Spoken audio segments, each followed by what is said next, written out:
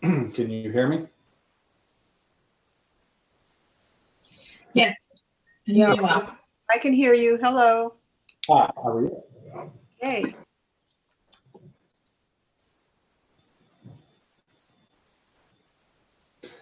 There were there were more bear tracks found back on Putnam Street. Oh, really? I think maybe they're headed your way. Well, I'll be kind to them. But firm. Yes. Oh, that's exciting. Yep. It'll be maybe part of our new logo. We'll have a bear on the. Yeah. I guess how have you been enjoying the cicadas? Well, they seem to seek you out when you're out in a farm field or Yeah. whatever it is. They seem to want to land on you, and then the driving experience is pretty colorful too.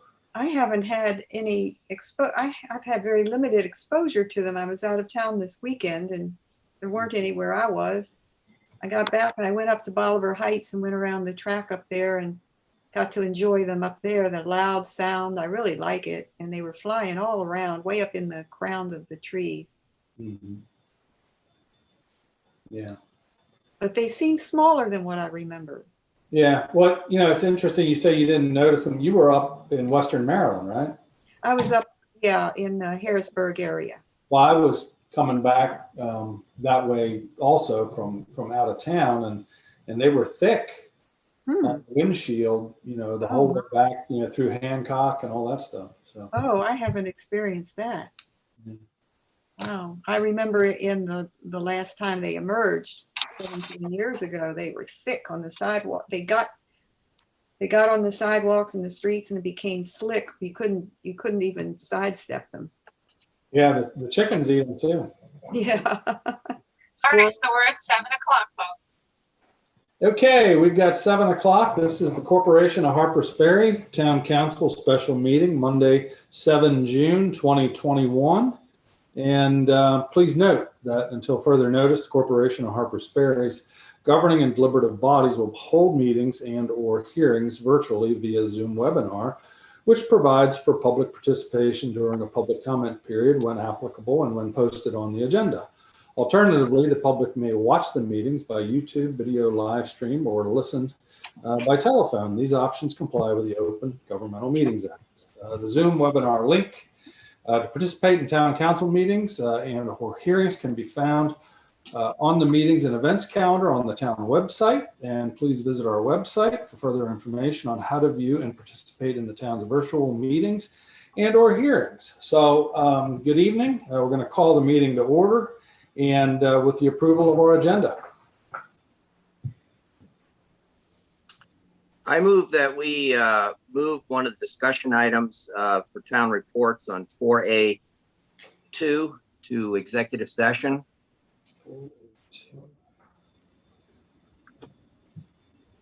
I second. Okay, is there any further discussion on that? Well, we have a motion and a second. All those in favor? Aye. Aye. Okay. And anything else on the agenda? I move to approve as amended. I second.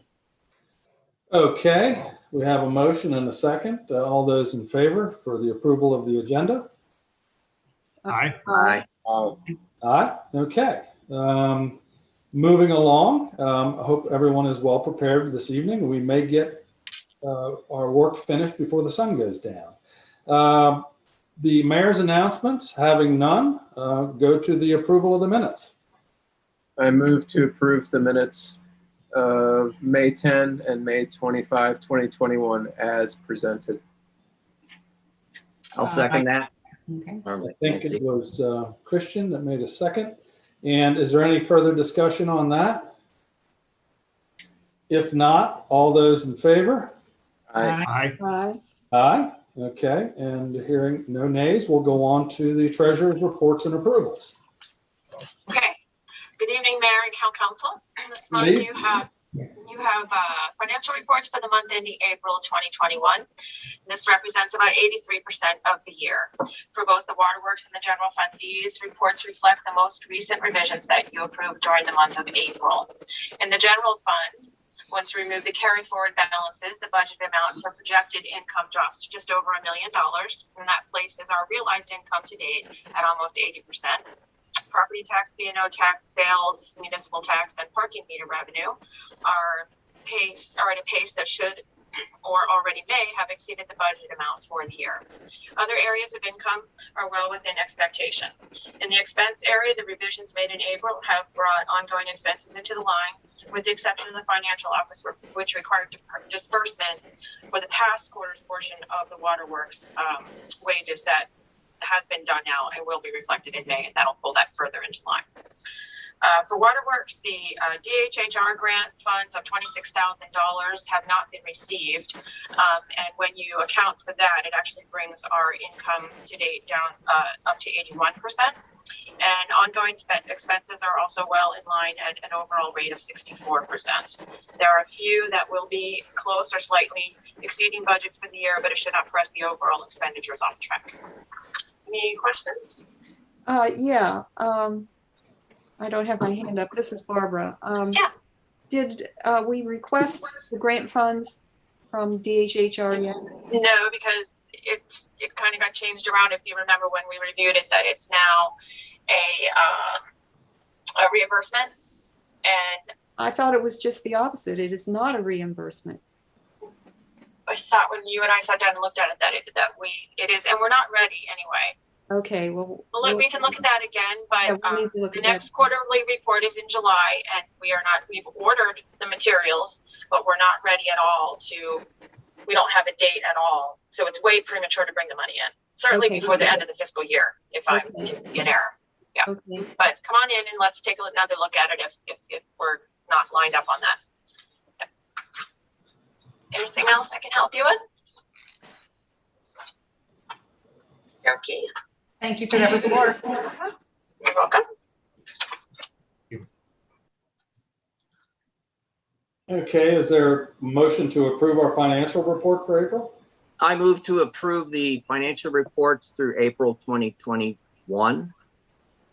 Okay, is there a second? I'll second. Okay. Roll call vote on that, Kevin, please.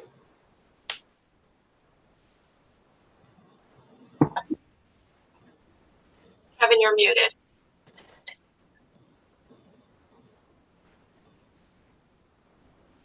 Barbara Humes, Aye. Jay Premack, Aye. Christian Petrokonis, Aye. Nancy Case, Aye. Ed Wheelis. Aye. I vote aye, Mayor. Aye. Okay, Deb, item B, approval. We do not have any outside of the already approved budget. Okay, thank you for the report. And town reports, is the chief with us? Yes, allow me to convert him and I will turn my screen off. 1 second here. Okay. Give him a minute to get in there. Can you hear us, Chief? Yes, can you hear me? Yep. Hello? Yes. Yes. Okay. Good evening, council. For the month of May, we had no accidents, we had no call-outs, we had 4 assists, 39 citations, and 51 incidents for the month. I would also, are there any questions for the monthly report? How many parking tickets were written? Is it 18? Yes, sir. Okay, great.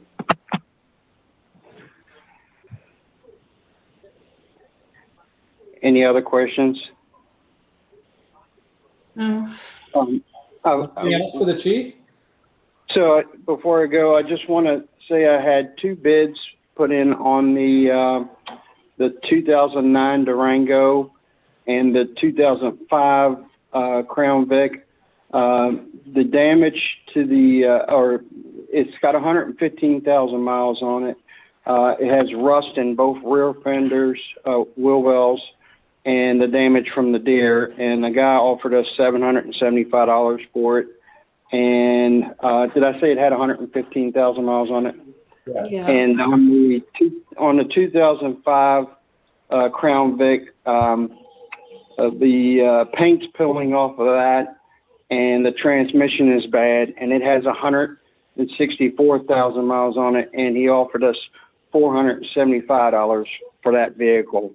I'm hoping that you guys will allow me to go ahead and dispose of those if possible, because I don't think we're going to get any more to them due to the damage and the work that needs to be done to them.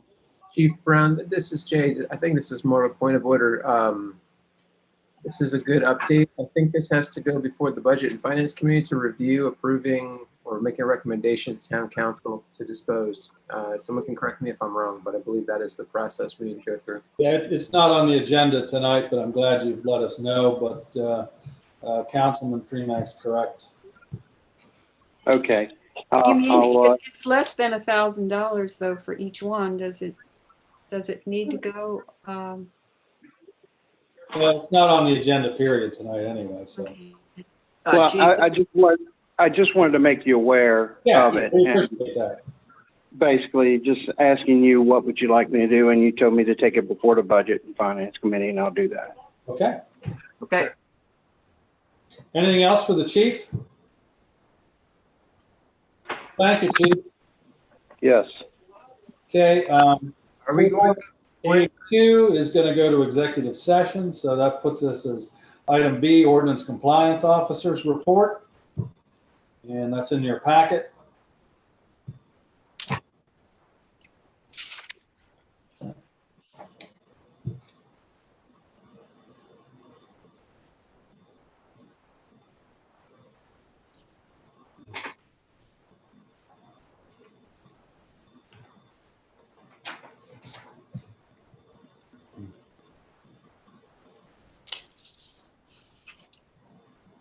Are there comments and or questions on the ordinance compliance report?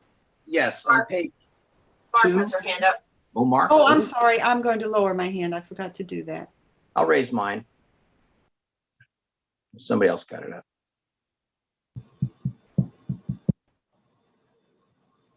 There are comments and questions, or no? Yeah, I do. Okay.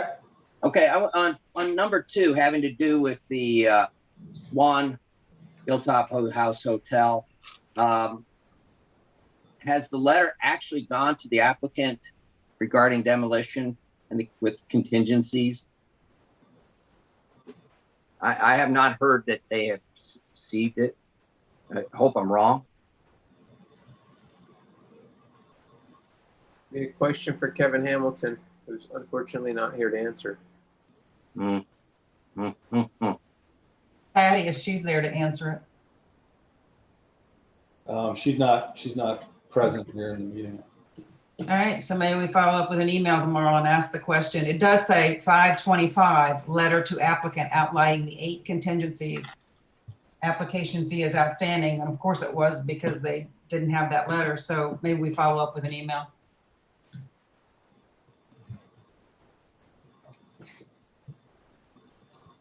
Okay. I had a question. Yeah, go ahead.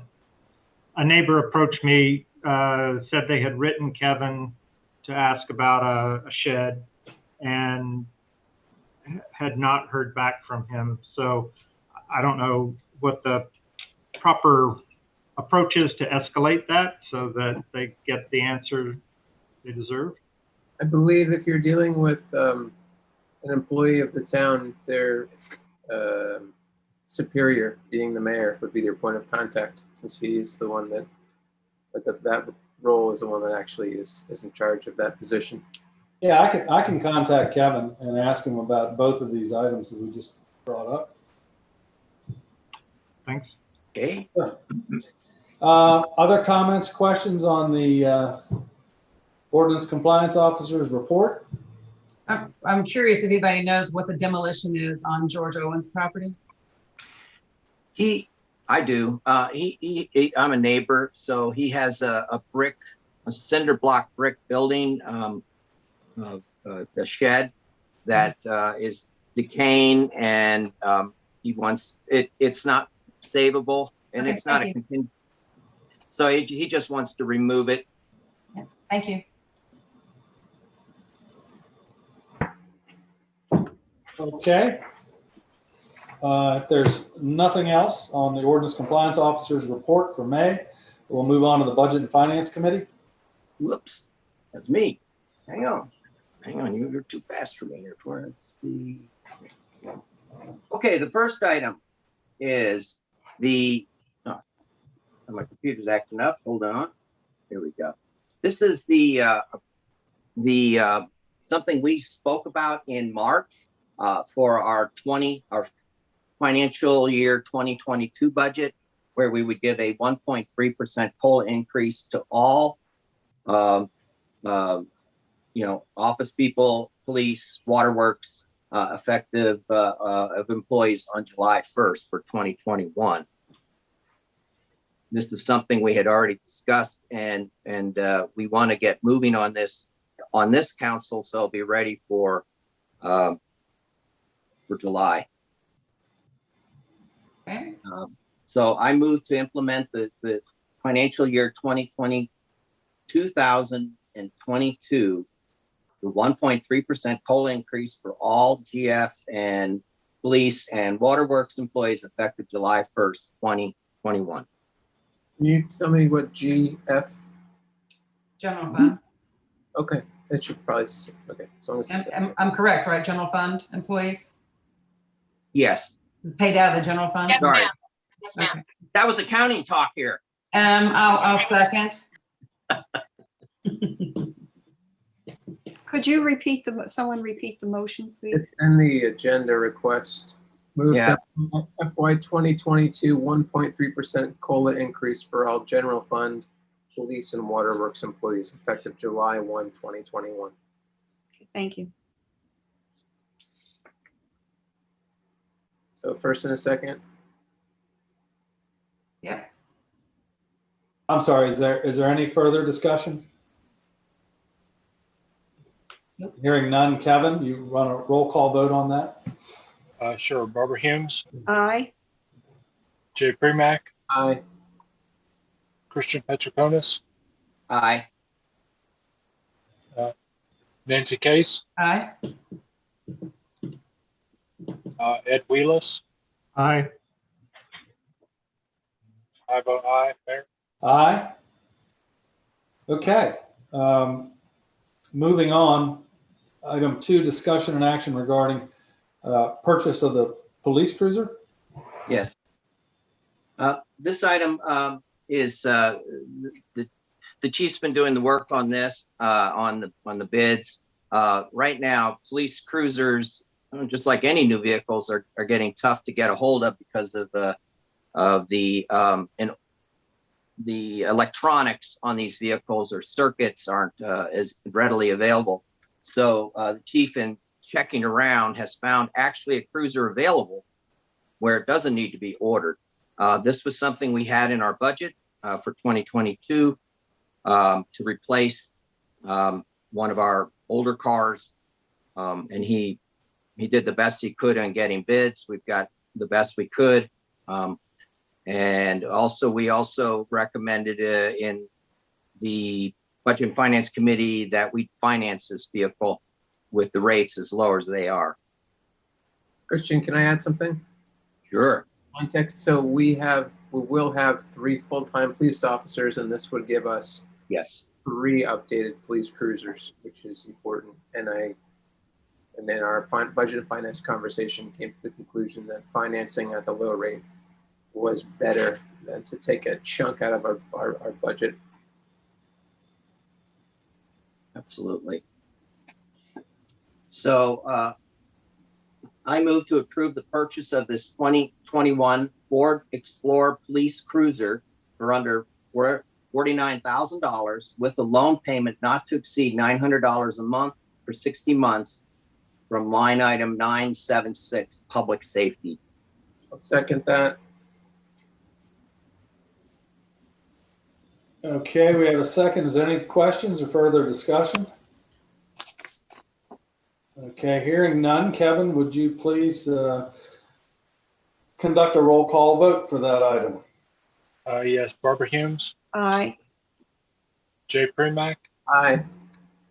Christian Petroconis, Aye. Nancy Case, Aye. Ed Wheelis. Aye. I vote aye, Mayor. Aye. Okay, moving on to item 3.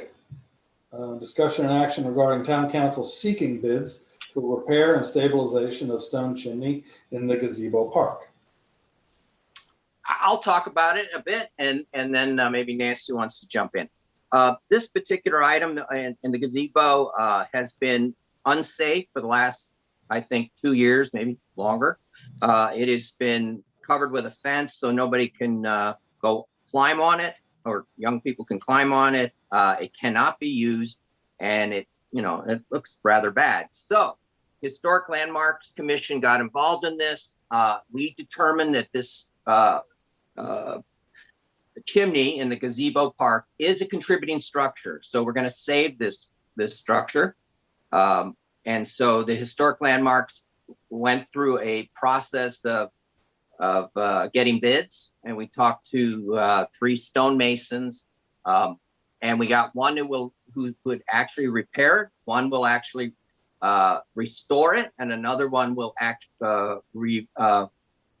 rebuild the entire thing. All 3 of them admit the structure is not very well made. They're not too proud of it, but so the Budget and Finance Committee has looked at it, and the Historic Landmarks as well, and both believe that it should be repaired because and make it somewhat operable.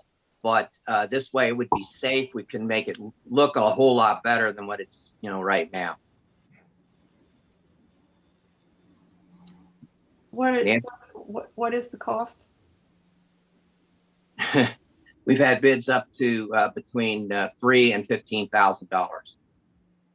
And as I recall in our budget and finance meeting, I believe we decided in budget and finance with option, I don't know if you have your little spreadsheet in front of you, option number 1, which is a repair only. And I think it repairs the chimney. It makes it aesthetically attractive, but it's not a functioning chimney. Am I correct, Christian? That is correct. Okay. So basically it becomes a monument. Completely apart to make it work right. So it'll be like a grill, only like a charcoal grill in where the grates are going to be. So it'll still perform. Just won't have a working chimney. We'll make hot dogs on 4th of July. Correct. That's about all you're going to be able to do on it. Burgers, maybe. Right. Now, again, that was just Budget and Finance's recommendation to Town Council, was that we spend I believe the number was $3,000, up to $3,000 for that aesthetic repair.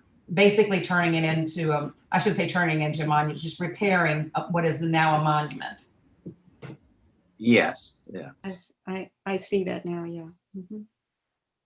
And Okay, it looks for some terrible. reason, It's terrible. I don't know if it happened to anyone else, but my internet connection froze up during the discussion. I don't know why. I'm at town hall. Did that happen to anyone else or not? It was a very lively discussion. Sorry you missed it. Yeah, it sounds like it.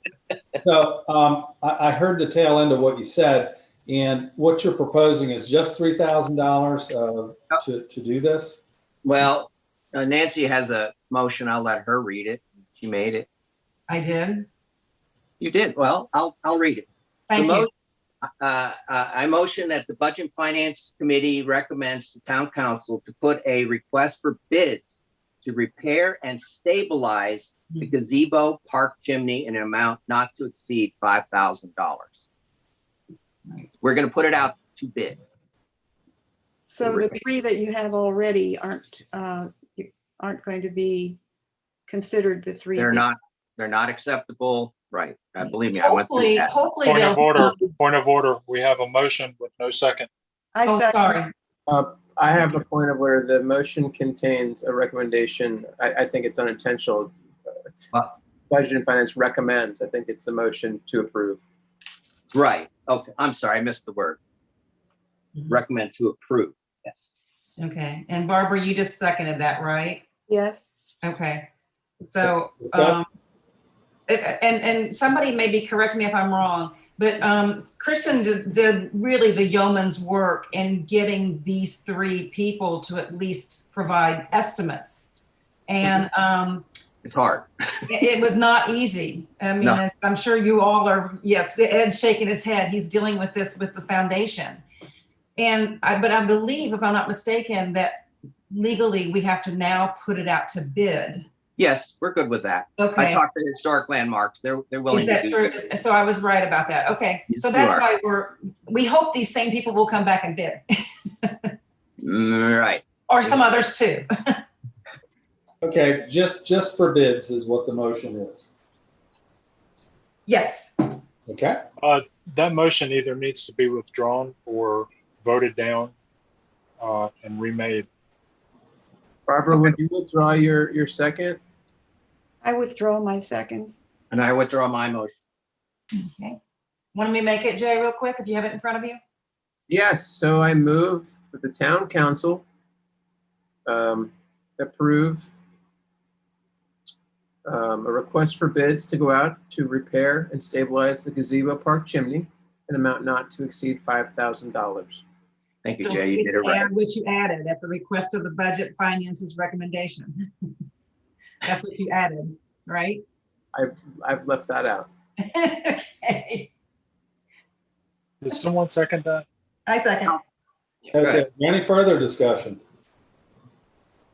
Hearing none, Kevin, would you please conduct a roll call vote on that item?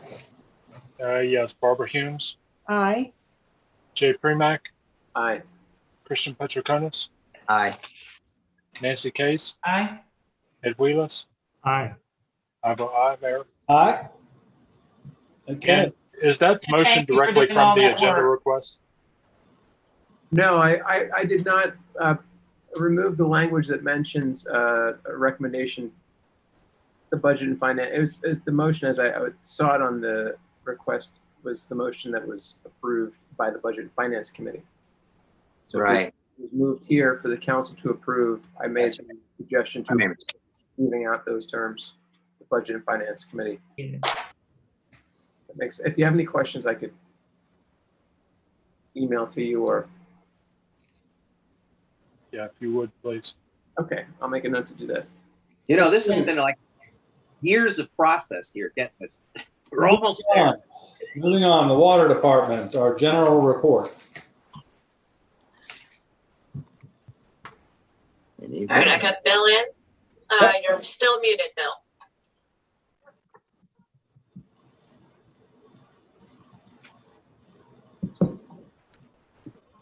There we go. Can you hear us okay? Yep. Okay. All right, you're up. Sorry, I had to turn the fan off. Sounds like I'm in a wind tunnel here. Okay, I do not have an updated general report water loss amount, but things are moving apace down at the water plant. That construction has begun in earnest. We've gotten all of the sludge out of the upper sedimentation basin, and it is has been in the process of being hauled away today. We are prepared to move forward, hopefully this evening, with the Elks Run bid package. So we're on the cusp of starting the process to get that project in motion as well. So we're up to our eyeballs in all this, and it's been there we go. It's been quite a ride so far, but things are going well. Chris Steyer managed to save us $1,200 today in being able to haul the sludge away, so that's a plus. And we are pretty comfortable with the site location we've chosen for the Elks Run project, and we're excited to get that underway.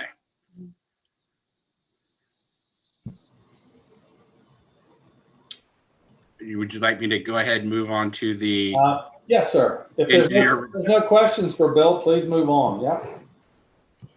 okay. Let me pull the engineer's report up here.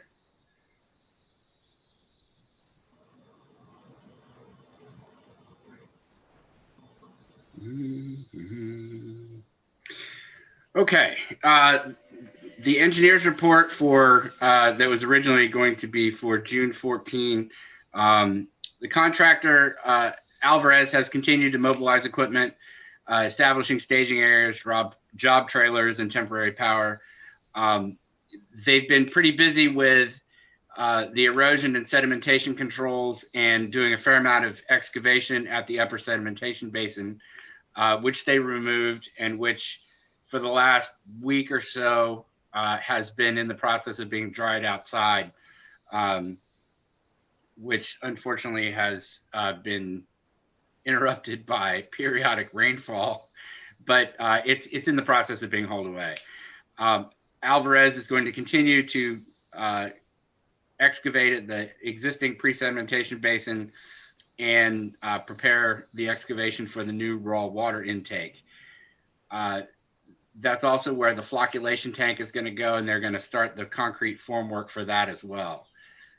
This will streamline the water processing path as it progresses through our system. Most of the underground piping has already been delivered. GD&F RPR, the resident project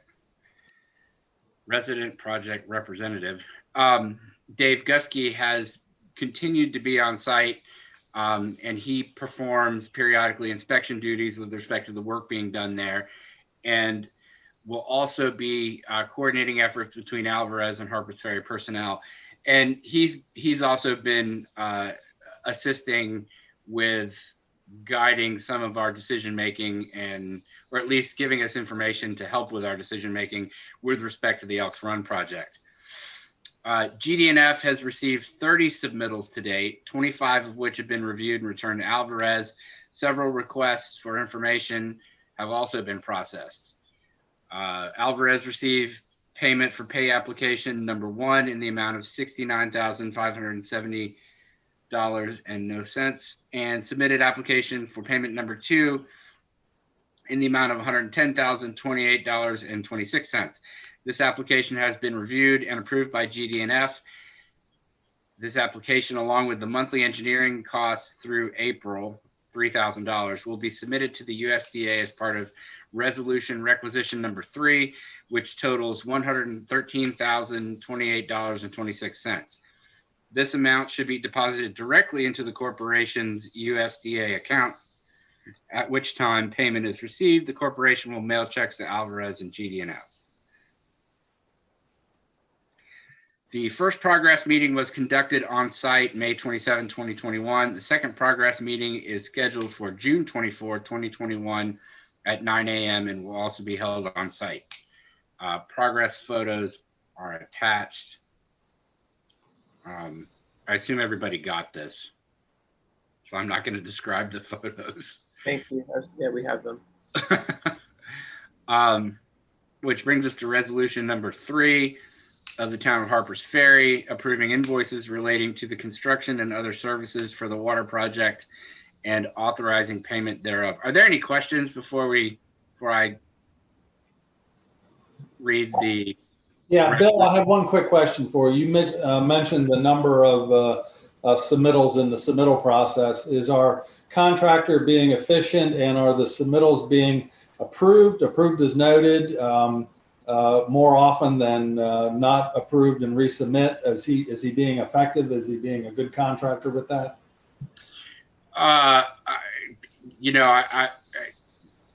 We had to play a little bit of catch up with the engineer was behind. Chris Eckenrode was behind on the RFIs when I requested copies of them last week. I think it was last week.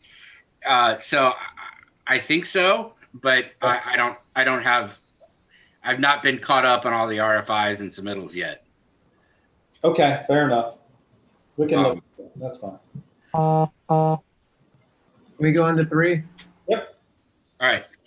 Whereas the town of Harpers Ferry has reviewed the invoices attached hereto and incorporated herein by reference in relation to the construction of the water project funded by the United States Department of Agriculture, and find as follows: that none of the items for which payment is proposed have been requested from another source, that each item for which the payment is proposed to be paid or was necessary in connection with the project and constitutes a cost of the project, that each of such costs has been otherwise properly incurred, and that payment for each of the items is proposed, due, and owing. Now, therefore, be it resolved by the Town Council of Harpers Ferry that the payment of the attached invoices as summarized below are hereby authorized and directed.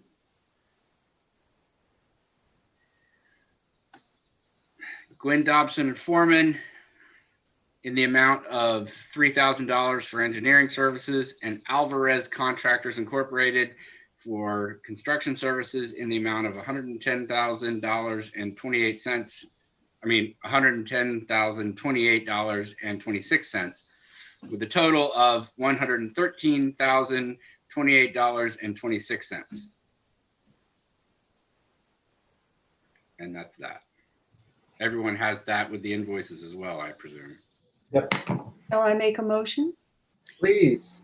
Yes, please. Okay, I move to approve resolution number 3 for the water treatment facility improvements project and payment of the heretofore mentioned associated invoices in the total amount of $133,028.26. Check your amount. Yep. About 133. 113. 113, I thought I said 28, and 113. 26 cents. Thought I said that. Okay. You said 133. It's recorded. Pardon me. Okay, so we had a motion. Is there a second? She needs to correct the amount in her motion first. I correct the amount of the total amount to be $113,028. $113,028.26. Okay. I'll second. Okay. Any further discussion? Okay, Kevin, would you please run a roll call vote to approve this amount? Yes. Barbara Humes, Aye. Jay Premack, Aye. Christian Petroconis, Aye. Nancy Case, Aye. Ed Wheelis. Aye. I vote aye. Aye. Okay, moving on. Okay, we have just put in your packet, and I believe that you have, hopefully you have the updated version.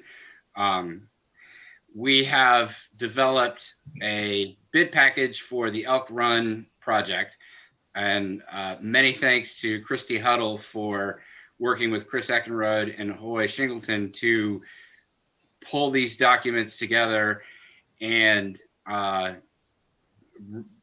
delete the things that aren't applicable to this smaller project that was originally a subset of a much larger project, and to get them otherwise in compliance. The documents themselves are, for the most part, what has already passed through the town council as part of the larger package. We were careful to not monkey with those. But some things, some of the requirements, the hoops that you have to jump through for some of the materials and things like that, that would make it more expensive, that the USDA requires, we remove some of those because we're not paying for it through the USDA loan. And some of the things that don't make sense because this is now a standalone project were removed. Otherwise, it's a very, very clean bid package. It's been through multiple sets of eyes, and Hoy has given it his blessing. Having said that, do we have any general questions at the top before we we can do this a number of ways. We can just go through it. If you have specific questions about components of it, we can talk about that. It's 300 and some odd pages, so I don't know. I don't know how much detail you'd like to dig into this.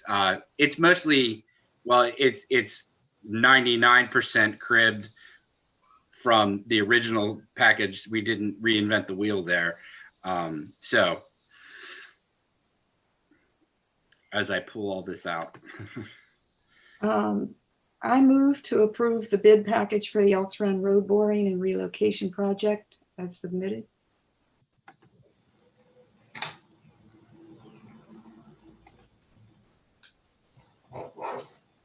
I'll second. Further discussion or questions? I'd like to. I have, I'm sorry. I'd like to just reiterate that it has had a lot of scrutiny. And it has, reiterate that it has been blessed by our water attorney, Hoy Shingleton. So I feel very confident that it's exactly what we need. Okay, there was another comment or question? No? yeah, I have a procedural question for Deb Kelly. Would this motion need to state the amount?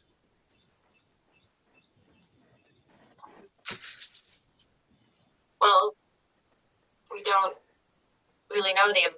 Oh, you mean because we budgeted an amount in our budget? Yeah, I mean, it's a bid packet, so we don't really know the amount yet. Right. Okay. Yeah. Yeah. Good, mean, sorry. Okay. and I think if it goes over the budget for some reason, then we have to address that at that time. Right.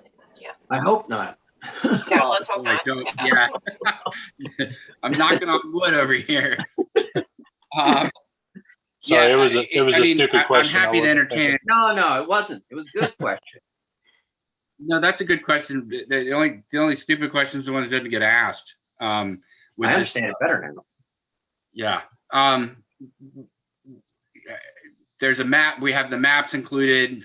We've changed the original location from Chris Eckenrode's drawings that came with contract 2 of the original bid package from back in, what was it, August? That has changed.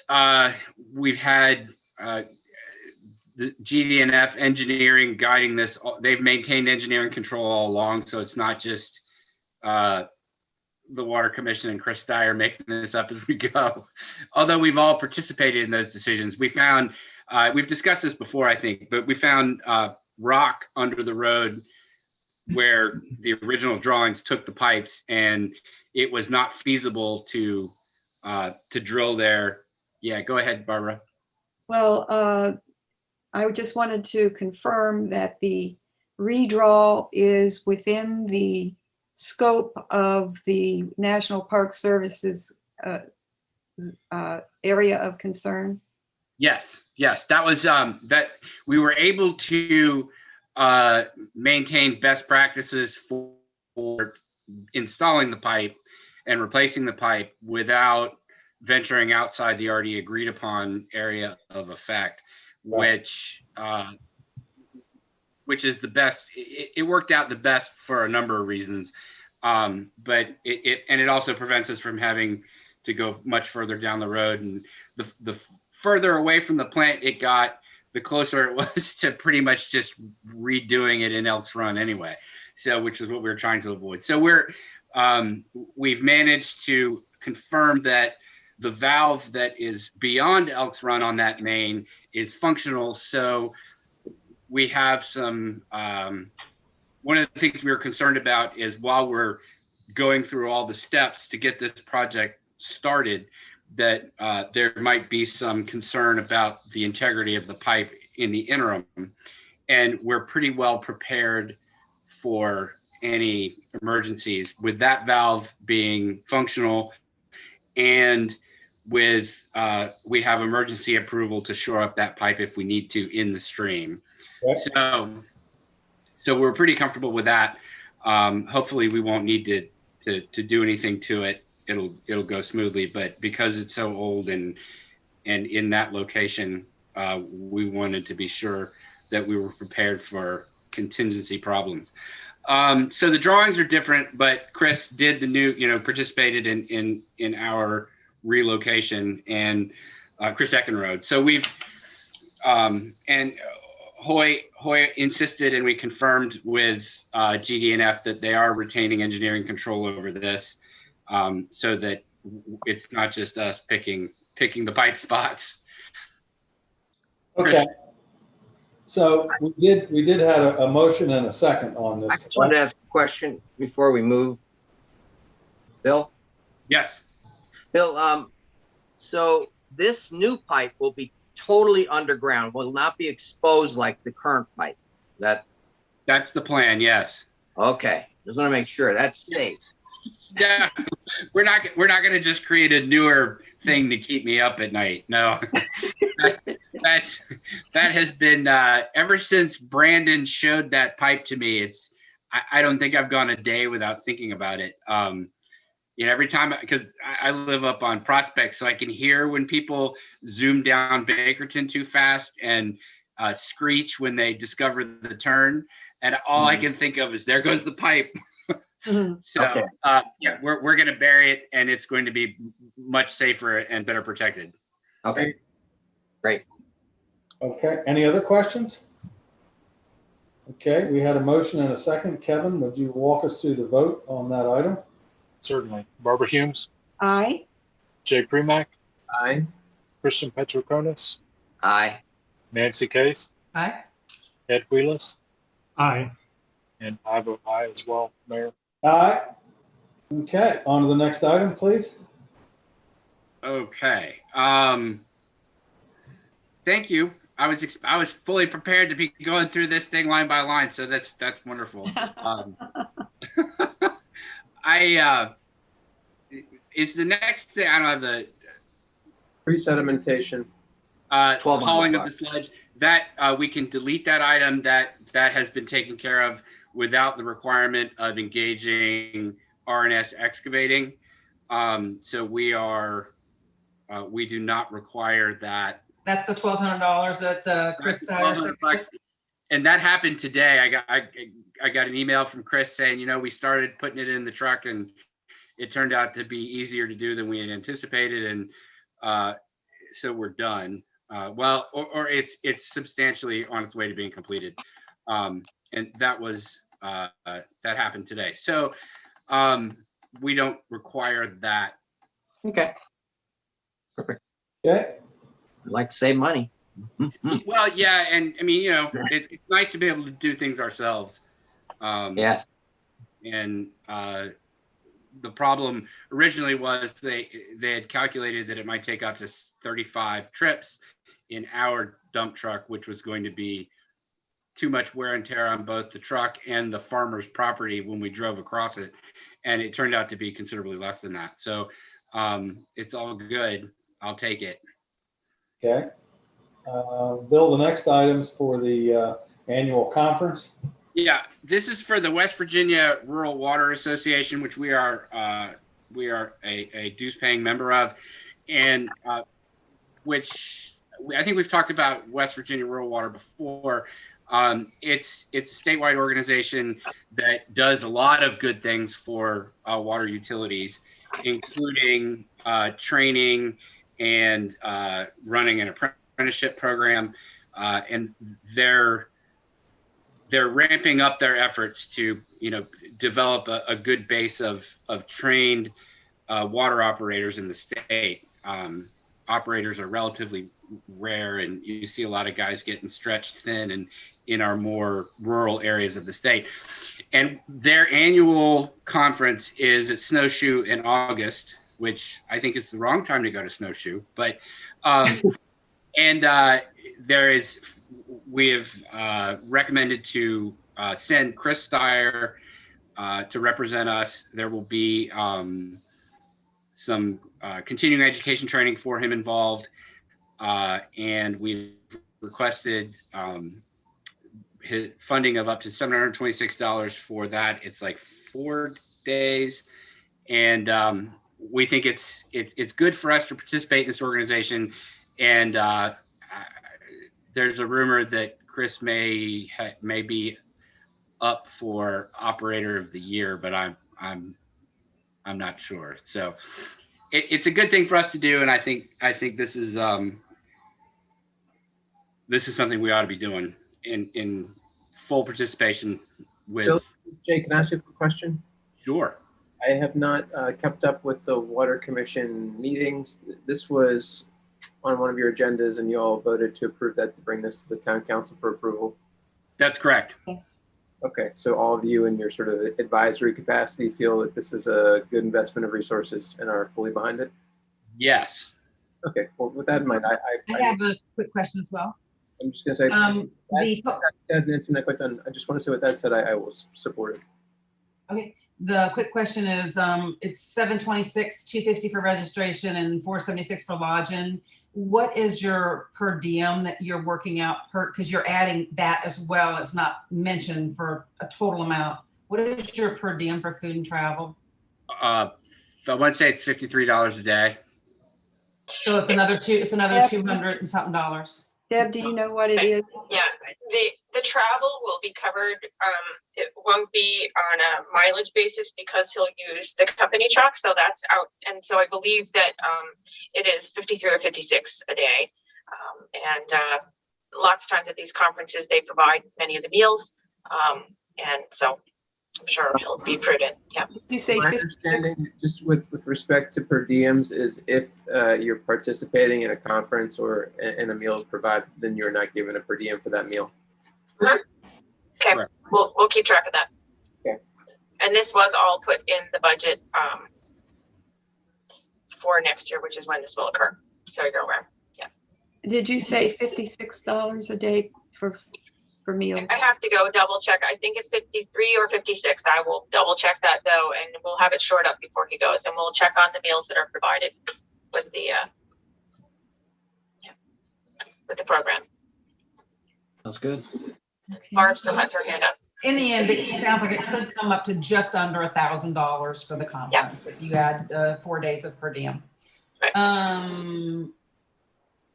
I move that the town council approve the attendance of the WVRWA annual conference by Chris Steyer with room, board, and travel cost included for a total amount not to exceed $726, which is divided among $250 registration, $476 lodging, plus per diem for food and travel. Second. Okay, we've got a motion and a second. Are there any further questions or comments or discussion? Hey, Kevin, would you run a roll call vote on that item? Yeah, give me just a second here. It's Nancy and Jay, correct? Yes. Yeah. Okay, Barbara Humes, Aye. Jay Premack, Aye. Christian Petroconis, Aye. Nancy Case, Aye. Ed Wheelis, Aye. and I vote aye as well, Mayor. Aye. Okay, Kevin, the language is verbatim on the agenda request form. Right, got it. thank you, Bill, for your detailed report. Thank you for, Thank you, Bill. Thank you, Bill. y'all have a good night. You Okay, too. thank you. All right, moving on to our planning commission. And we've got, looks like 6 items there, so we'll move through those. And our general report from the planning commission, please. I do not see Mr. Weiscarver in the attendees list. Okay, Yeah, I don't think I think I can place all of these names, and I don't think any of them are he. So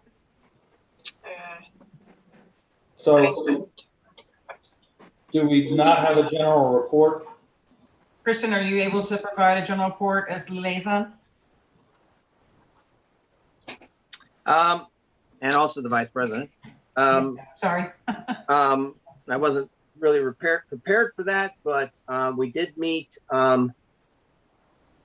whenever we met last month, and May 18th. May 18th, yeah, all were in attendance. All the commission people were there, but then again, 2 dropped out. We're having IT issues, some of them. So most of the meeting had to we had Lynn Sayre there explaining the duties of the planning commissions. He's very well versed on the role of the planning commission and what our duties are. And so he went through that. And that was the first half of the meeting.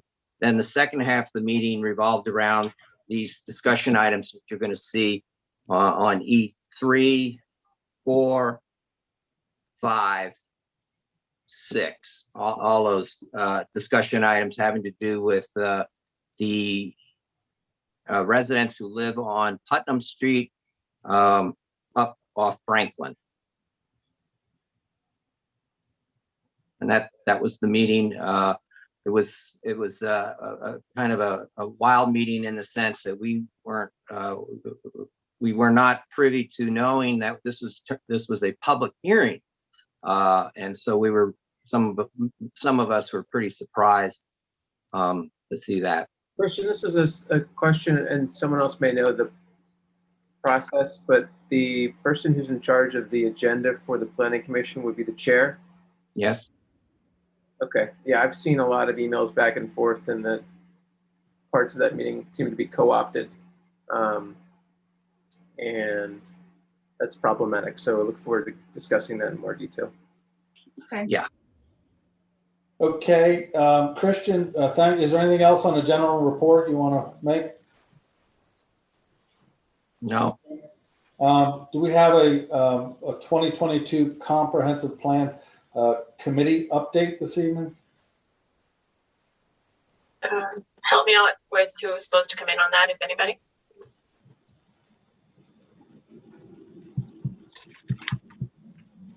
Who put it on the agenda? I didn't. Is there an agenda request form? All right. Am I mistaken? I don't know that there's actually a committee There's yet. not a committee yet. Group that's in investigating and doing research, but there is no committee. Yeah. So how did this get on the agenda?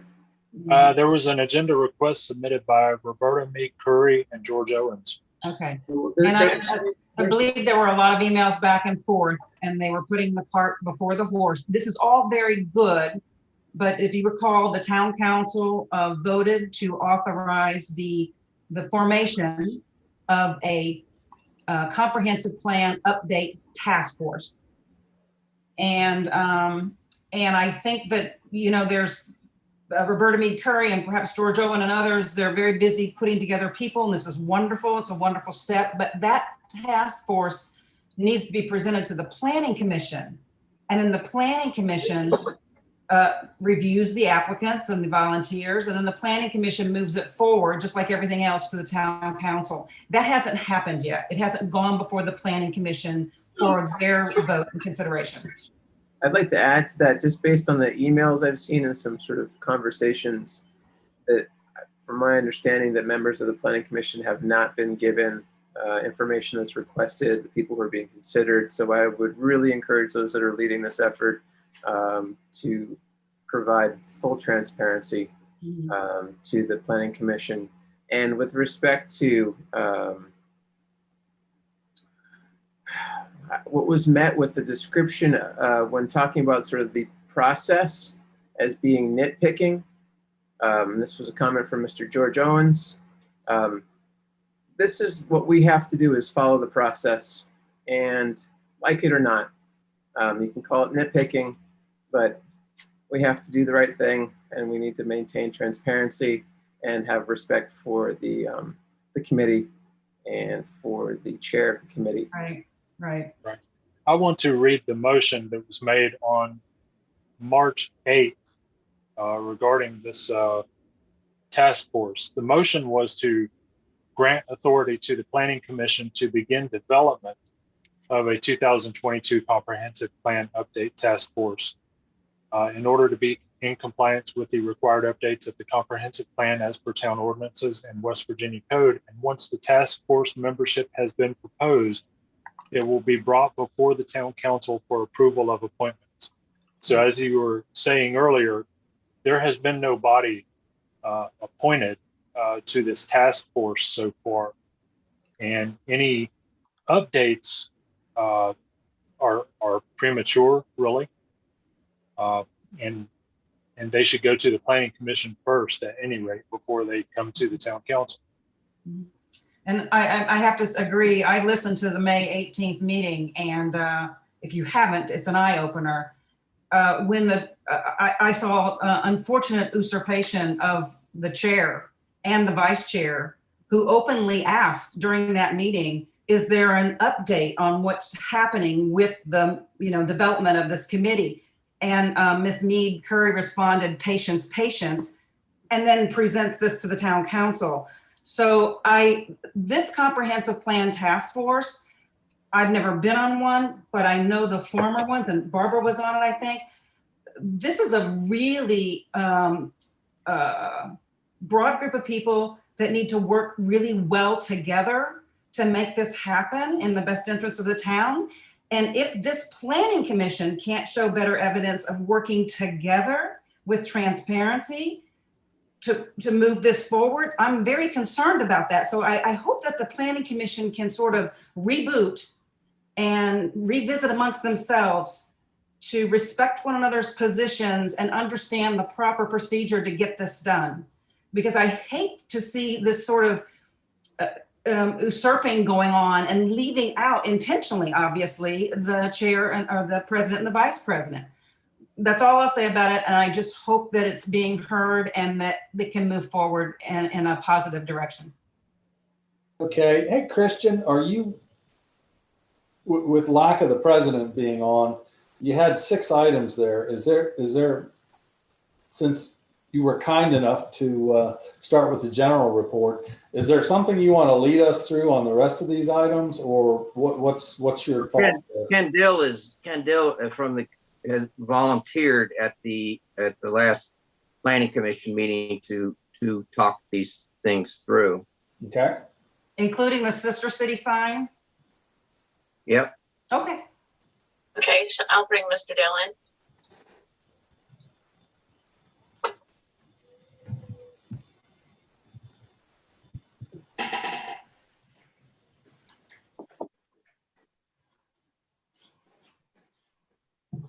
Okay. All right, so Mr. Dillon, you're in the room. There you go. Can you hear us okay? Yeah, I hear you fine. Awesome. Okay, thanks to the town council for hearing this. As Christian mentioned, there are 5 motions that were passed at the most recent planning commission meeting regarding the traffic flow up Franklin Street towards Putnam Street to deal with some issues and behaviors and traffic flow that you discussed at your last town council meeting. Those 5 motions from the planning commission have been consolidated into the next 4 items on your agenda. The first one has already been completed, so this is for informational purposes only for you. And the planning commission would like to thank Christian for his quick action on taking care of that, moving to that side. Yeah, let me jump. Let me jump in on that with you on that. Yeah, I had the sister sign removed. Just so everyone knows, we're going to reconstitute that sign as there was real interest in that from the last town council meeting. That sign, I'm in the process of visiting with the Women's Club to relocate the sign into the park, further into the park, and rebuild the frame and actually rebuild the entire sign. But we're going to make it look pretty much the same, but a little lower, and locate it more into the center of the park. Again, it's in progress, but it's been removed. That's all I had. Kevin, did you learn anything about what our requirements were when we were adopted as a sister city, if you will, for lack of a better word? No, because I would have to go into town hall to review the minutes from those meetings in the books. And right now I can't go into town hall because we're in the midst of voting. There's a ballot box in the recorder's office. I can't go in there. So I can't research that right now, but what Nancy is asking about there is the sister city program. I'm not sure if our sister city relationship was done through the International Sister City Program or not. But there are certain requirements that have to be met in the sister city program. And one of those, I believe, has to do with this setting up a sign in the entrance to the city or town, identifying the sister city relationship. Even if this wasn't done through that program, if it was just done directly between Harpers Ferry and Chatham-Kent, there should be some sort of agreement somewhere in writing or something in the minutes in relation to that relationship. And I don't know what those requirements are. There may be a requirement to have a sign at the entrance to the town stating this sister city relationship. Hopefully, And because I can't hopefully research that right now, I can't tell you a definite answer on that, but I hope to sometime soon. And hopefully, I mean, it's not technically at the entrance of the city right now. And I support moving it because I agree with the previous conversation that an unknowing person coming right up Union Street would see that sign and cross right over Washington onto Franklin and go up and thinking you're going into Harpers Ferry. So hopefully just moving it a little deeper into the park where it's still a visual interest will work, because I think it's a good idea. I think that's probably fine with the sign that we have right now. But if there is such an agreement between the two municipalities, then the sign that on Washington Street near Rob Burstowski's house that says "Welcome to Harpers Ferry," maybe that would be an appropriate place to put some placard below it or something like that, showing the sister city relationship. Is this something that the planning commission we can keep on the agenda for the next town council meeting? Once the information has been surmised, then smart minds can come together and come to an agreement?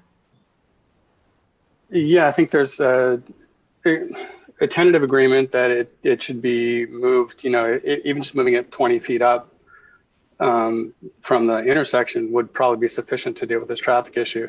If there's a better, more appropriate place to put it, more central, more visible, I don't think there'd be any objection to that.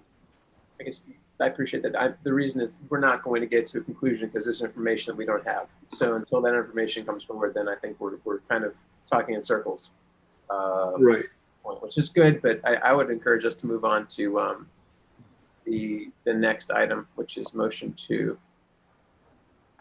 Sure. So the second item has been partially addressed. The original concern was that there's a one-way sign at the exit from the parking area that was clearly visible to vehicles that were turning off of Washington up Franklin. And a driver glancing at that might think they were encouraged to keep driving up Franklin, which is really not the point. I think the point was, well, let me explain. There's been some action taken since our last planning commission meeting. So I submitted an addendum to this item. You have a couple photographs before and after. So the before picture shows the one-way sign on the same post with a do not enter sign. They were facing in the same direction. Right now, the one-way sign has been removed, which is great. So there's now just a do not enter sign that faces the street, which is great.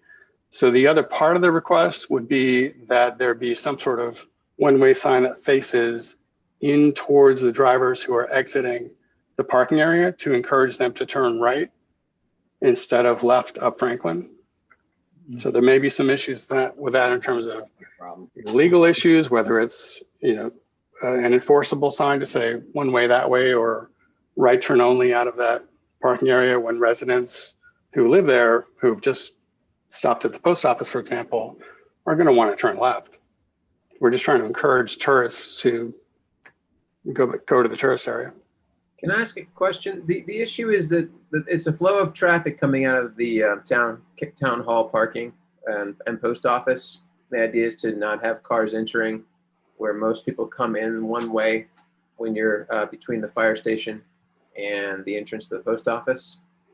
that's the flow of traffic that needs to be maintained, so there's not cars coming into what effectively is a one-way traffic pattern within that park. There's a one-way entrance into the parking area. There's also a one-way exit, actually two of them essentially, but one way onto Fulton. Franklin. It's an exit only sign where they do not enter. So that's fully appropriate. We have not done a study to determine what is causing the extra traffic flow that reaches the intersection of Franklin and Putnam. So I've observed myself, tourists who have spent the day in Lower Town, and then they just want to spend a little time driving around and seeing the sights, and so they're just curious and they drive up there. That's fine. That's a pretty rare occurrence. If there are people who are don't know the way around, they pull into the town hall parking area, and then they're exiting onto Franklin, they again might not know where to go. So we just want to encourage them to head towards where the shopping and the parking and the dining is. Why not put Wait.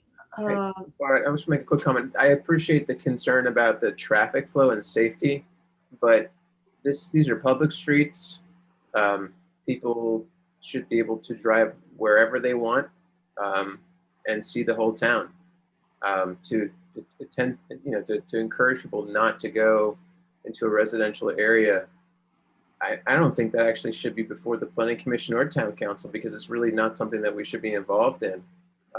If there are, accidents, if there's excessive speeding, if there are public safety issues, then, we address that with the police department. And if they can't be resolved, then maybe there's a reason to change. But this just seems like out of left field to be worried about which way someone's turning on a public street. If there's a safety issue turning into the post office parking lot, off Franklin to the left, I think that could be addressed, but I think the rest of this is just really kind of, I don't know. I think it's unnecessary.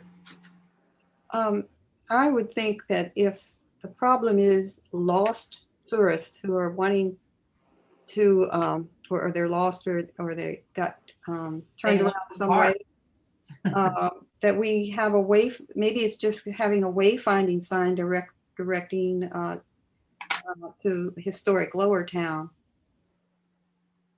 with a little arrow or something like that. If that's I think that was part of what was discussed at the last town council meeting, that when the Sister City sign is going to be moved somewhere, at the original location of the Sister City sign, there's going to be a new sign that is essentially a wayfinder sign for parking and shopping and dining. okay. I would encourage some sort of creative solutions, which might include something that has walking distances to Lower Town and things like that, and points in Bolivar, etc. If you want to encourage people to go to places on foot, but in terms of cars, it's just people have GPS. It's small town. There's not that many streets. It's kind of hard to get lost. Mr. Bill, I think on both Franklin and Putnam, there's residential only parking signs, right? The brown ones, the residential only That's parking correct. signs. Correct. I don't know if you know where I live, but I live across the street from Mayor Bishop. We have a street, Gilmore, that divides us, and of course we front onto East Ridge Street, and I see it every weekend. I see cars tooling around, desperately looking for somewhere to park, and I wonder how much of that traffic is they're looking for a place that they can just kind of hide and park, even though it says clearly residential parking only. So I just wanted to make sure that you do have those brown signs up there that say residential parking only. Thank you. Yeah, there are several across the neighborhood, including on Franklin. Yeah, you have some tourists who are hopeful. yeah, it's understandable. It's natural. Councilmember Wheelis has his hand up. Thanks. I do have a concern about advertising a two-way street as one way or marking it as one way, because I think that is leading to all sorts of confusion, and you see people violating it that are locals and know better. And but also I'm kind of surprised that I see it's mostly local people who use the post office, especially now that we don't have the liquor store there, and not visitors to town. But maybe, as Nancy suggested, they're looking for parking at the post office. I don't know, but I would think most of the traffic exiting the post office are people who live here and know their way around. Yeah, if I might clarify the origin of this request, and that might help you just move on to the next item, is as I said originally, the one-way sign that was there, I thought was misleading and facing the wrong direction. So as I said when I introduced this item, it's now been partially addressed because that one-way sign is gone, and all you have is a do not enter sign. So if the town council wants to leave it as it is for now, and see if it becomes an issue over the summer, we can try to come up with some more creative solutions if there continues to be a problem. Okay. Would you like to move on then, Mr. Dill? Yeah, that's fine, as long as you don't need a motion to move on. No. Please. Okay. So item 3 and 4 are combined into one item on your agenda. They're both about signage. The first one, motion number 3 from the Planning Commission, is about signs on West Ridge, and the second one is about signs on Putnam. So we're recommending that on West Ridge, at the intersections of West Ridge, which will be at least Franklin, maybe Craven also, to add 3 signs there: no river access, no scenic overlook, and residential traffic only. The reason for the first 2 is because we know from local residents, when tourists are up there and asking for directions, those are the type of things they're looking for. So we'd like to tell them, if you're looking for that, you're not going to find it here. And the residential traffic only, I think, would just generally help to inform people of what's in this neighborhood and what's not. I think that this may tie into tangentially to 6B, as its signage, and this capital improvement study group and committee may be able to consider signs. I mean, it's part of a larger sort of what does the whole town need? Because my knee-jerk reaction is well-intentioned, sort of solutions to problems are to be acknowledged and appreciated. However, in the context of a lot of other stuff that the town needs to address, I think it would behoove everyone to be on the same page and be looking and working holistically so that we are not piecemealing little bits and things that we're doing in town, and we're doing things collectively from a sort of central point. And that is not I don't disagree with the importance of trying to give people some sense of where they are, but I do think that it does, I think, belong with a bigger scope of things that need to be done to make sure that we're not doing things out of turn and we're prioritizing appropriately. I'd add to that. I think that Mr. Dill, I think that the things you're looking at here are real because obviously, if you go back there on a Friday or a Saturday or Sunday into that neighborhood, it's there's all this traffic that's trying to park or trying to turn around, or they don't know where they are, or again they want to go to the bathroom in the woods. So to me, it's kind of like a ripple effect of this whole pandemic thing that. That wasn't happening to any great degree a year and a half ago back there. And then when, with the pandemic, people coming to Harper's Ferry, trying to find a place to park. I mean, the whole thing changed a year or so ago. So I think that, that your efforts, need to be listened to.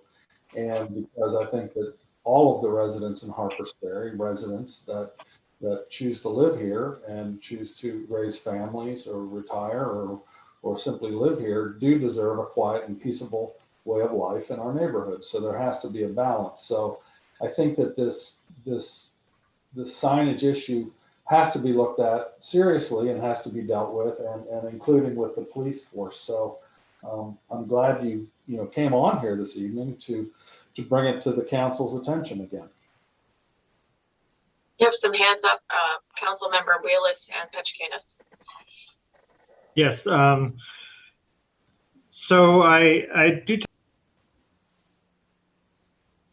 Ed, I'm very sorry. I tried to lower your hand and I muted you. I'm so sorry. There you go. Okay. I do take exception to the residential traffic only because I do think these are public streets and we are a tourist town and we have a historic district, and I think people should be free, visitors should be free to see our village. And I do have a concern about sign pollution throughout town. So I do think Jay's suggestion of having the, what do you call it, the infrastructure or The I'm on Capital Improvement Committee. I'm on Thank you. To study that, because I think we want to have some consistency across town, and not create the sense of a gated community within our town.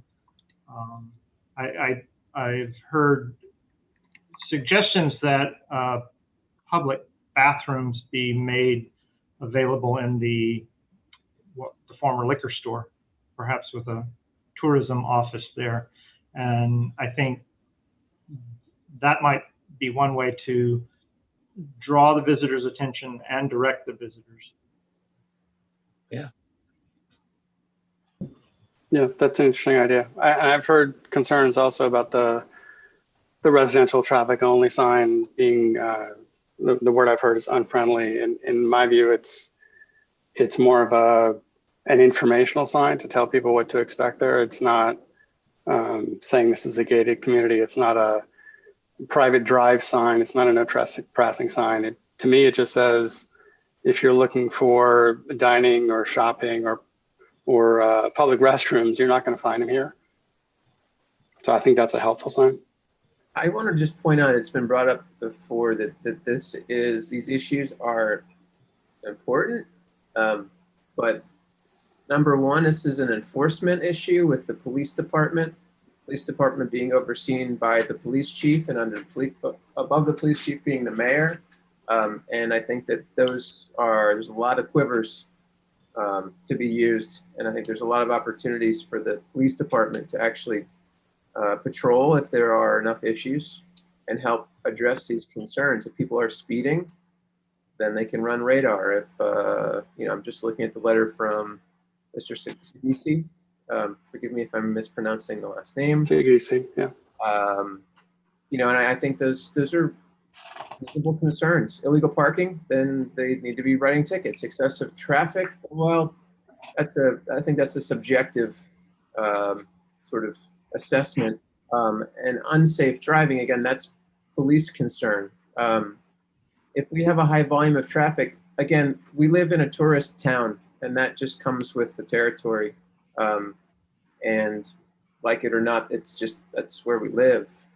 We're lucky to live here, but we welcome tens or hundreds of thousands of people a year who want to come here and enjoy it too. So as long as they're not breaking the law, then I think there's not much more that we can and should be doing. But I believe, again, to my point, that the police department and the mayor should be addressing these issues within their abilities, using those assets that they have. Signs and all of this stuff, to me, is, I think it's been mentioned, cart before the horse. And again, these may be temporary issues, and we're looking at permanent solutions. I mean, I know signs can be taken down, but they're semi-permanent. I think it's a knee-jerk reaction to something, and I think there's other ways to address it. And until they've been exhausted with the police department, I don't think that we should be moving forward on any of these things yet. I'm sorry, I'd just like to add one thing quickly, is just looking at it from the last 32 or 33 years, town used to be a bit of a free-for-all as far as parking goes. And then the Park Service opened up their parking lot and their busing, and it disappeared from our neighborhoods. The parking issue, a lot of it did. And then I think that when we introduced our street parking on Washington Street and the pandemic is kind of what has created this over the last year and a half or 2 years. So I think that's a good starting point to try to find some solutions to it, because when the Park Service was fully operating, it really decreased the traffic in our neighborhoods. And so I just wanted to add that. Mayor, you still have some hands up, Councilmember Pichicanis and Recorder Carden. Yes. I did some checking 2 Saturdays ago. I drove out to that neighborhood, that whole neighborhood at 2:38 in the afternoon, which is considered a pretty busy time in Harpers Ferry. And there wasn't one car back there at that time. Any car. Not just that street, all the back streets. I drove them all just to check, not even a resident. So that was one. Then Sunday I went out, same thing at 4 o'clock on Sunday afternoon, which is kind of a busy time here in Harpers Ferry. Again, nobody was there. I think that things are reverting back to the norm pre-COVID times. And I just think that's what's, I don't think the traffic back there, but at least my 2 times back there observing was no cars at all. Recorder Kevin has his hand up. Yes, thank you. I agree with what my fellow council members have said here, and I understand the concerns with traffic in this area. I do feel, though, that a residential traffic only sign comes off as unfriendly, and we certainly don't want that.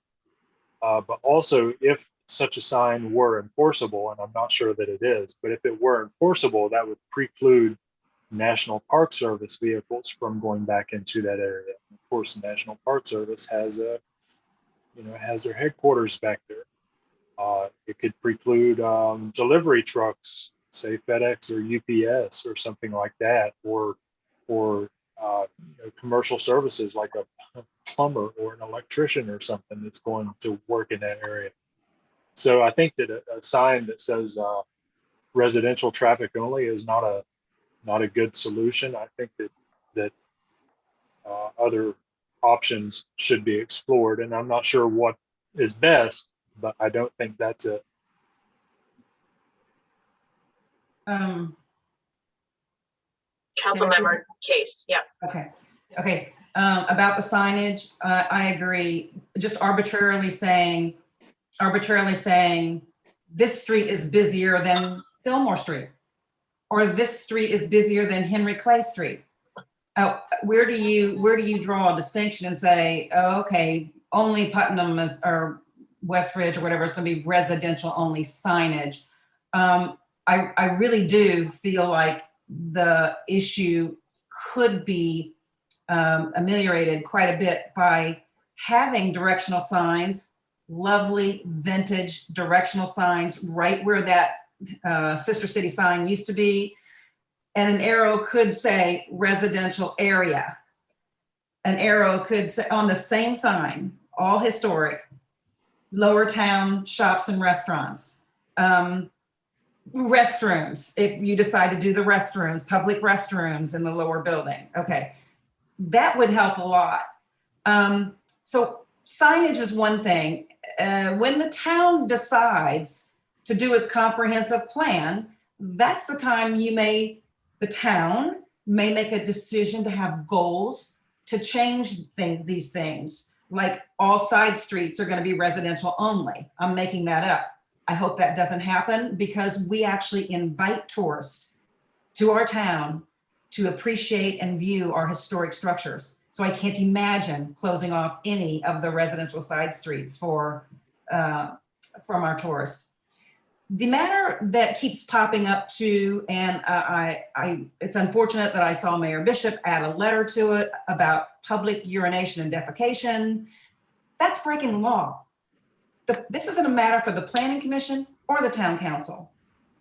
Harpers Ferry has an ordinance. Article 50904H, no public urination or defecation. We spend $500,000 a year on a police force, and I'm pretty sure that for that money, they can enforce that matter. So my question would be to any of those people who have witnessed that, absolutely, it's unacceptable. Who's called the police? Has anybody? Call the Yeah. police, not the planning commission, and the police better get on it. The police better come because we're paying them a lot of money to do enforcement. Yeah, And over the winter, there have been, sorry for interrupting if you want No, to that's continue. great. I know that over the winter, there were at least 2 calls to the police, and that sort of activity is so brief. I mean, they just weren't able to respond in the time that the people were there, so. I see. Well, at least that's a good start because you've got some reports on record. Yeah. Now the police on the weekend need to make that area part of their routine canvas to make sure it's not happening. But that's definitely an enforcement issue, and I'd like to see it just as your neighbors back there would. Done. Anyway, I'm done. Thank you. And thank you for your report, Mr. Dill. Thanks. So just one brief response to Kevin, and then back to the item. You suggested that having a residential traffic only sign would discourage, FedEx, UPS deliveries, that sort of thing. I really don't think that's the case. But to get back to the item, there were 2 pieces there. One is about signs on West Ridge. The other is about signs at the corner of Franklin and Putnam. And from what I'm hearing from the discussion, it sounds like the town council wants to push all those signage recommendations to the infrastructure capital improvement study. Well, I do. Is that right? I agree with that. Okay. So I assume you're going to have the same conclusion for the next item that I'll bring up. I know it was discussed, I think it was discussed at the last town council meeting briefly. So the last item is just about using temporary barriers on Franklin. I'm expecting that the town council's response tonight is going to be similar to putting a one-way or right turn only sign on that first block of Franklin, that it's not something that you guys want to do, but the planning commission or any resident could make that proposal to the capital improvement study. I generally agree and have a concern that you wouldn't put anything that would obstruct traffic flow. The only exception would be if someone applied for, say, and I don't know if anyone's done it in a long time here, a block party permit where you actually are able to close a section of street for a neighborhood gathering and for safety of the kids that are riding their bikes around and people being able to sort of commune with their neighbors. Again, I don't know if it has been done. I haven't seen it, but that would be the only situation where I think you'd have a temporary blockage of traffic, or if you have the water department doing a water main, or you have a public safety issue where vehicles can't travel safely. Otherwise, I can't stomach that. I just don't think it's appropriate for blocking a flow of traffic on public roads. Yeah, I know there's an ordinance related to that block party idea that's allowed with permitting. All right, any further discussion? Any more questions? Thank you for the detailed outline. Thank you, Mr. Dill, and I appreciate your work and bringing these important subject matter forward so that your elected officials, or at least are aware of them, and I appreciate you being active on these things. Thank you, Mayor. Thank you, everyone. Thank you. Okay, thank you. Good night. Good night. Thank you. Other items, item 5, organizations and other reports. There's nothing listed under there, so we should move on.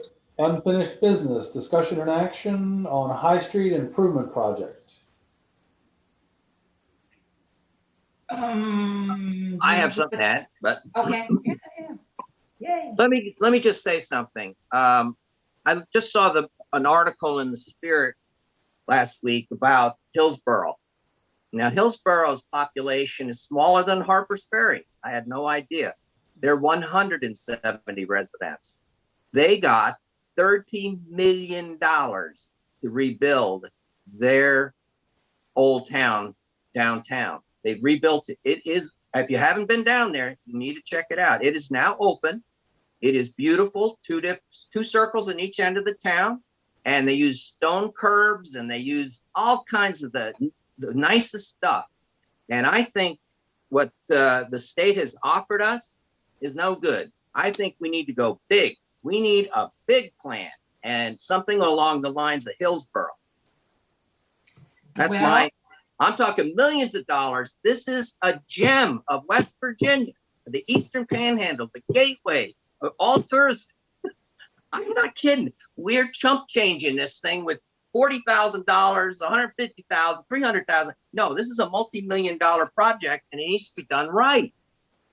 Well, I don't That's my disagree 2 with cents. you, Christian. I have been trying to raise awareness for a couple months now. You have. Sending out emails to everybody on the American Recovery Plan. Now, Mhm. the town of Harpers Ferry is going to get, I think, $120,000 or $130,000. That's driven by population. Thank you very much. Yay, thank you. We like it. But there's like $3 billion that's out there available and it can be used. Mansion, Justice, they've said it can be used for infrastructure improvement projects. This town should be, and you know what? Mayor Vaughn's coming through the door very soon. I hope and pray that he will engage grant writers to go after these monies because they're going to get taken up real fast. People are going to, or there's companies that actually do that for you if there aren't people in the town who have the time or the skills. And you're right. We should be asking, we're the #1 tourist attraction in the state. We should be Correct. asking for all the help we can get. I just want to mention A ties directly into B, and I can explain why and how. I'm essentially probably going to roll into the other. We met in April to discuss this issue. It was put on the agenda with very little information. I outlined a process that we could follow to communicate with the public, hold meetings, and try and carry this forward, whatever outcome it would have. We met in May. There wasn't a lot that was done other than some information that was created. And I said in that meeting, slightly frustrated, but the reality is that I've mentioned before, the diffusion of responsibility, who's in charge? If no one's in charge, if everyone's in charge, no one's in charge. So I said I would reach out to some folks in the community and see if we could get some help, because this town runs on its community volunteers. Every single person on the council effectively is a volunteer. Everyone on the various commissions and committees are volunteers, and it's been said over and over again, and that's how we function. So I reached out to a handful of folks. I ended up speaking with Storm DiCostanzo and asked him about his interest in helping to carry forward this plan that I had created. And that led into a deeper conversation about holistic approach to infrastructure, as this was part of a bigger picture. We talked about the sidewalk committee and the work that sort of was taking and sort of explored. That's that sort of infrastructure development with kind of blinders on. It's an important project, it's an important issue, but there's a lot of stuff this town needs to deal with. This town needs to get the dissipator installed at the Shoebridge property. I don't know where it is. That's an infrastructure issue. This town needs to deal with surface water runoff on Washington Street and High Street. We have Fillmore. We have issues with debris coming into the road. We have sidewalks that are decrepit. We have a litany of safety issues. We've discussed ad nauseum, stop signs, speed signs, what's legal, what's illegal. There's a lot of stuff. And this gets into what Mr. Dill was talking about and why I highlighted 6B. There's a lot of issues, but we need to focus on all of them holistically, do a triage of the things that are critical, do long-term planning of how we pay for stuff, and create probably a 5-year plan and start executing on a lot of things, and connect with the water updates where they're going to be digging up roads, figure out those plans, and just sort of integrate all this stuff in a very thoughtful way. And that is how I sort of, through this conversation with Storm, realized I think it would be a good idea for this town to have this infrastructure and capital improvement study group and committee.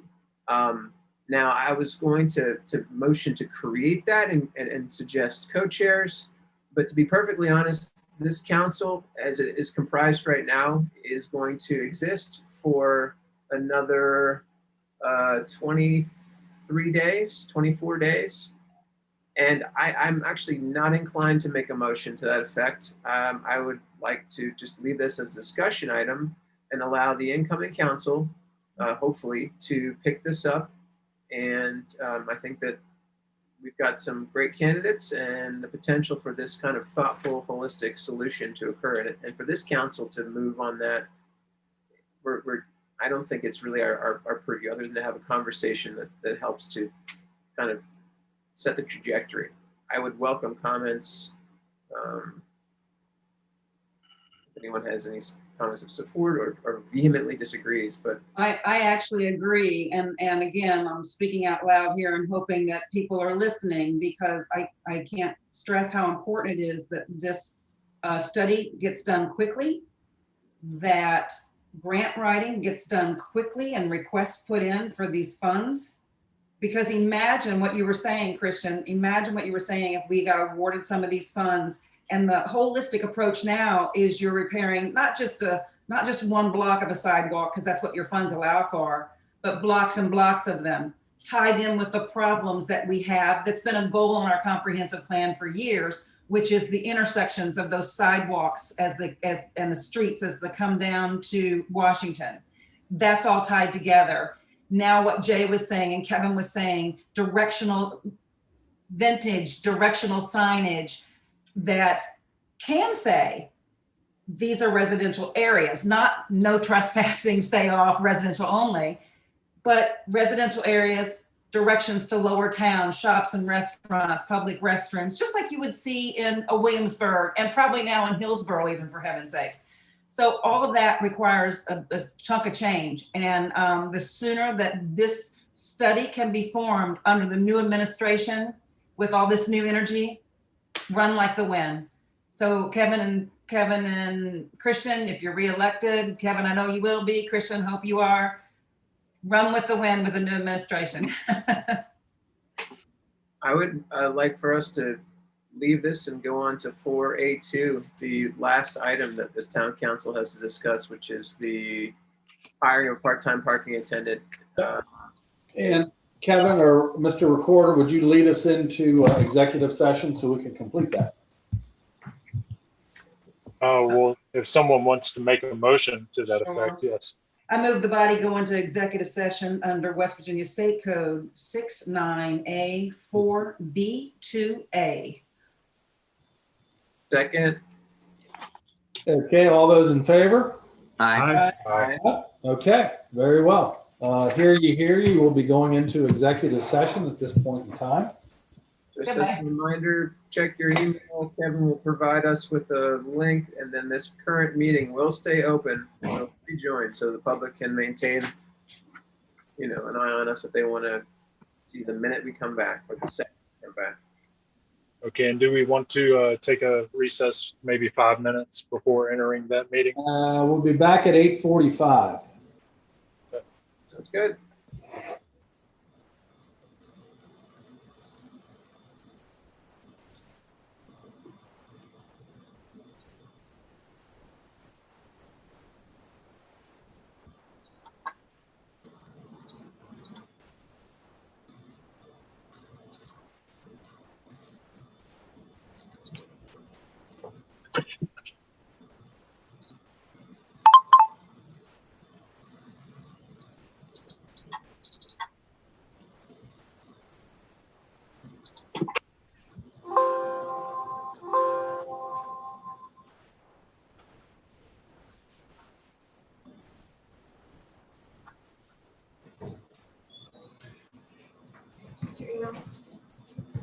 that? Are you able to get your email to go in your No. executive session? I'm not, You need to pull up your email. so I don't know if I'm even out of that meeting or if it's still. It'll send you out automatically. Where is this your email? It's gonna be-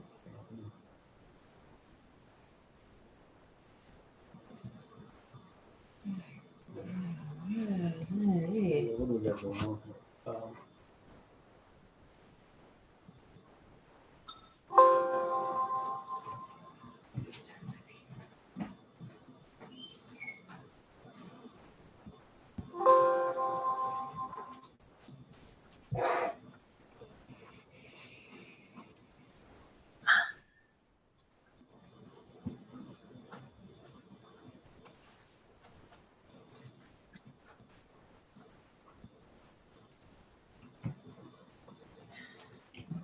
I think I Did you got get it. it? I think so. Hang on a second. No. You need your email. Yeah, I get it.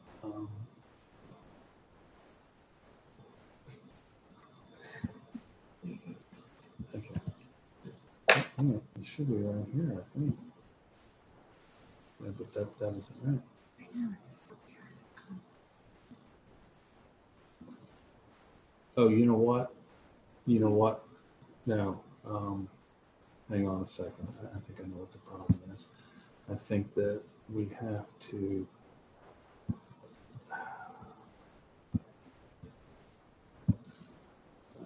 Let's see. I think I know what we need to do. We need to go to my internet. Okay. Where is it? It's probably done. Okay, here's what we need to do. We go here. And we need to go here. Ah, there you go.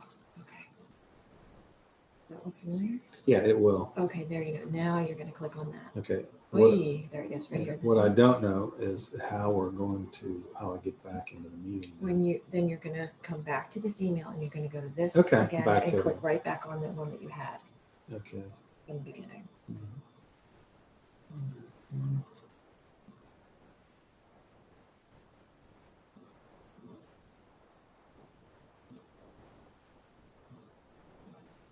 Okay, so you click on the open. Yeah, or launch. Yeah, open. You want to join? Yes. Yes.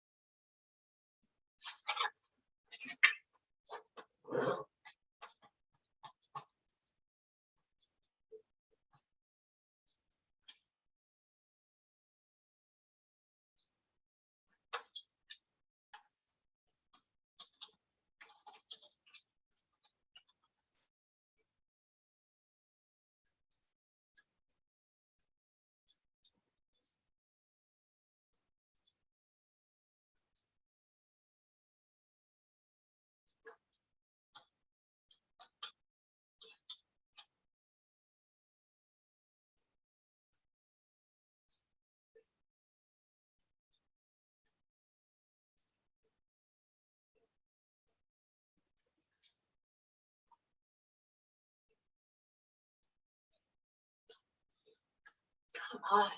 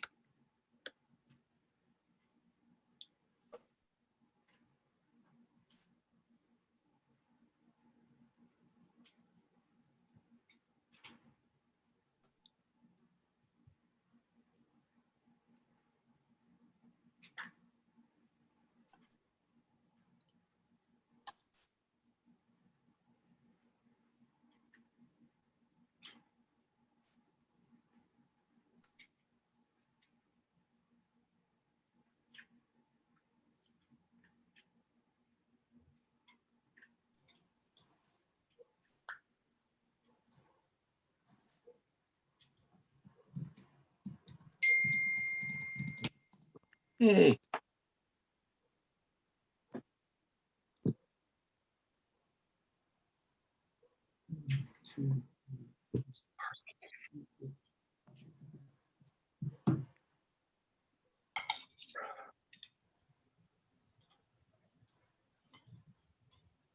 I think we're all here. Barbara's signing in. We do. Oh, she's still coming. We do constitute a quorum at this point. There she is. I've been here all along. Mayor Bishop, you're muted. Mayor's muted. Bishop, you're muted. Bottom, There you go. There he is. Okay.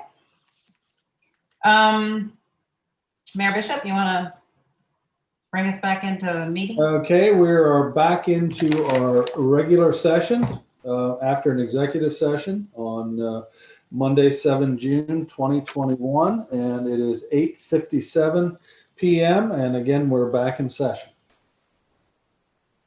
I'm prepared to make a motion involving the hiring. I moved to authorize the Chief Brown to advertise for the position of Harpers Ferry parking attendant at an hourly wage of $15 per hour, not to exceed 25 hours per week. Second. Any further discussion?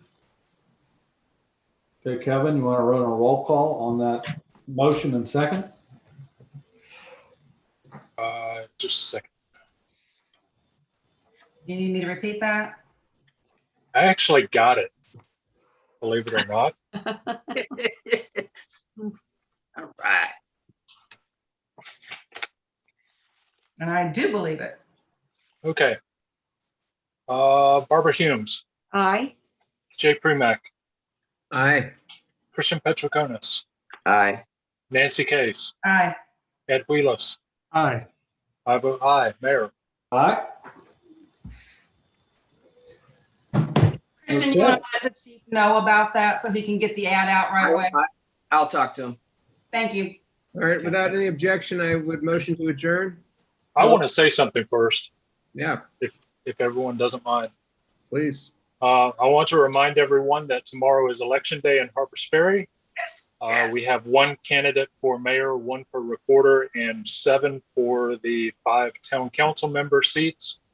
Oh, 6. 7. One wanted to drop out, but didn't file to withdraw before the deadline to do so. So there are 7 on the ballot. It has been a pleasure working with you. I will, miss working with you all. Christian, I hope to still work with you. And with that, go out and vote tomorrow if you haven't done so already. Are you going to get misty? No, I've done this plenty of times now. But Thank you. And you know what? It's been a pleasure. Thank you. Kevin, has this been the council where the most people have turned over? I mean, you have a little Yes. experience. There's Yes. always been long timers on the council. yeah, for as long as I've been on the council, this is the fewest people running for re-election. Wow. And in fact, one year, well, I don't remember for sure. I think one year we had everyone except one person filing for re-election. Yeah. So this is unusual. Okay. All right. See you. Well, that being said, I'd like to simply thank the residents of Harpers Ferry for giving me the opportunity to serve them over the last 4 years and many years on many commissions and committees, and I'd like to thank you all. Motion to adjourn. I think there's a second, and aye. Aye. Aye. Who made the Good night, second? everybody. I know Jay made the motion. I think I just seconded it. That Okay. you did. Sounds Nancy. good. Yeah, Jay made the Only motion. I appropriate. seconded it. Oh, and remember that next Monday night at 7 p.m. is the Board of Canvassers meeting, when we all meet again in our At Town capacity as Hall. Board of Canvassers at Town Hall in person.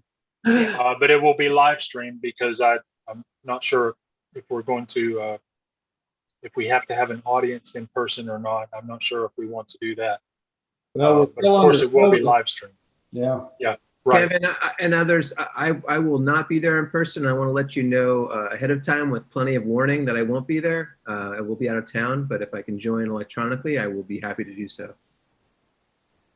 I don't think you'll be able to join that one electronically You have to look at stuff. because we have to actually examine the ballots if necessary. Okay, I just didn't want y'all to be surprised when I wasn't there.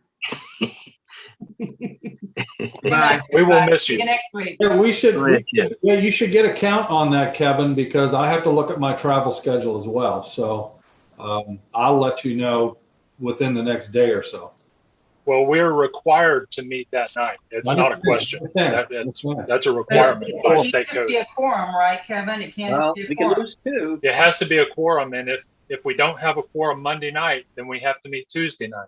If we don't have a quorum Tuesday night, we Let's have to do it confirm right Wednesday night. now. Ed, Barbara, Christian, are you I'll be available? there. Monday? I'll be Okay. there. You've got a quorum. Okay, good. All right.